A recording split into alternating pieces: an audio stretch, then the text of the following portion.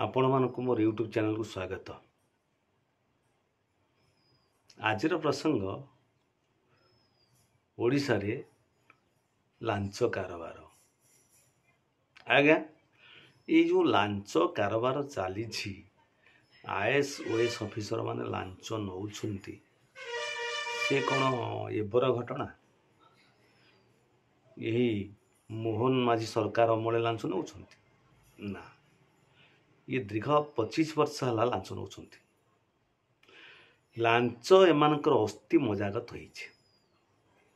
सेमाने जेतबेले चाकरी करूछंती मने मने शपथ नहीं जे आम दरमाने जेमती हाथ बाजिबनी आम लांच पैसा रे आमे चलिबू, गाड़ी करिबू, घोड़ा करिबू, फ्लाट करिबू, अनेक फ्लाट करिबू, अनेक प्लॉट किणबू, बैंक रे टंका जमा रखिबू, सुना किणबू, गहना किणबू। ये जो नवीन पट्टनायक अमल जो 5T सचिव थिले, 5T ट्रांसपेरेंसी जो 5T थिला, ये 5T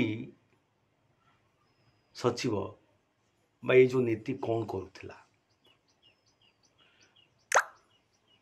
ढोल भितर मूसा 5T करी गोटे प्रहसन करी ऑफिसर राज चली। ऑफिसर माने लांच नौथिले, प्रबल लांच नौथिले एवं दुर्नीति अनीति सब करुथिले। सही अभ्यास वर्तमान रही जाइछि एवं सही अभ्यास रु एमाने सहजरे मुकुली पारुनाहांती। लांच नेला बेले ये जो आईएएस संघ ओएस संघ एम नीरव कहीं जितेबले भुवनेश्वर बीएमसी ऑफिस रे जड़े ओएस ऑफिसर माड है समस्त ओएस एसोसिएशन आसिले भारी एवं से माने नवीन मोहन सरकार उपर चाप पकड़े जे अभियुक्त तो गिरफ कर, गिरफ न कले आम कार्यान्वयन कले एवं जो व्यक्ति जनक जगन्नाथ प्रधान ये कार्य संपृक्त नथिले बा घटना स्थान रे उपस्थित नथिले तांको सरकार अरेस्ट कर जेल नेले। ये जो वर्तमान आमर सद्य जड़े ओएस ऑफिसर तहसीलदार 15,000 लांच नहीं विजिलेंस हाथ धरा पड़ते अरेस्ट होती। हिमांश चकमा से आईएएस ऑफिसर लांच नहीं अरेस्ट होते। ये समय रे ओएस एसोसिएशन आईएएस एसोसिएशन एम चुप कहीं रही।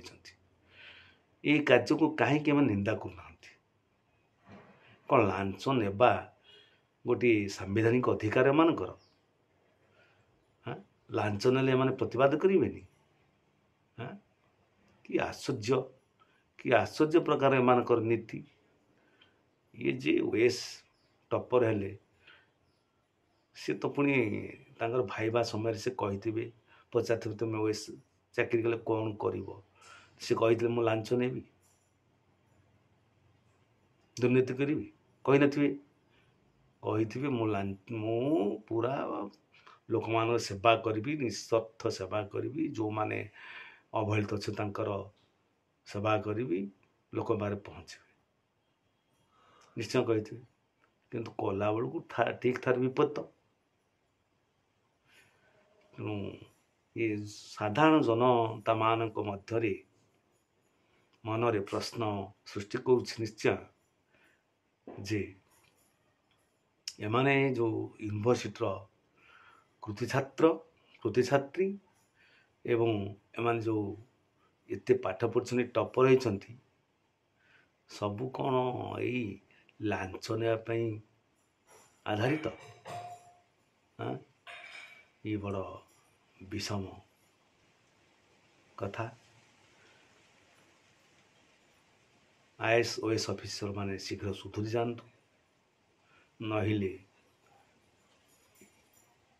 मोहन सरकार एमती गोटे पर गोटे विजिलेंस द्वारा रेड कराई अरेस्ट कराई जेल पठाइबे। रहुछि नमस्कार।